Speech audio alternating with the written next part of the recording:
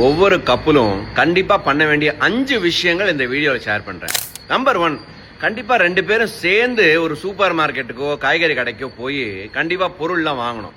எதுக்குன்னா அது ஷாப்பிங் பண்றதுக்காக இல்ல, ஒரு சாய்ஸஸ் என்ன, அவங்களுக்கு என்ன பிடிச்சிருக்கு, எங்களுக்கு என்ன பிடிச்சிருக்குன்னு ஒரு அண்டர்ஸ்டாண்டிங்காகவும், எப்படி ரியல் டைம்ல டிசிஷன் எடுக்கிறாங்க, இது வாங்கலாமா வேணாமா அப்படிங்கிற ஒரு அண்டர்ஸ்டாண்டிங்காக அது கண்டிப்பா பண்ணணும்.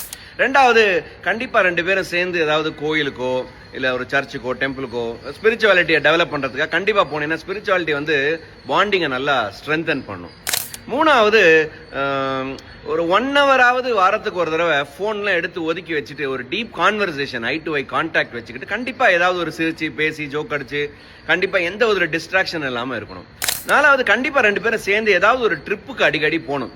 பசங்களா இருந்தா கூட அவங்களெல்லாம் விட்டுட்டு நீங்க மட்டும் ட்ரிப்புக்கு போனீங்கன்னா அந்த பாண்டிங் இன்னும் நல்லா ஸ்ட்ராங்கா இருக்கும். கடைசியா இது முடியுமான்னு பாருங்க, 2 பேரும் சேர்ந்து ஏதாவது ஒரு டைம்ல வந்து சமைக்கிறது ஒன்னாவே, ஏதாவது ஒரு நீ காய்கறி வெட்டு நான் சமைக்கிறேன், இல்ல நான் பாத்திரம் தேய்க்கிறேன், இல்ல நீ சமை அப்படின்னு ஏதாவது ஒரு இடத்துல. ஏன்னா அது ஒரு நல்ல டீம் ஒர்க், கிச்சன் தான் வந்து best place for team work, நல்லா ஜாலியா இருக்கும்.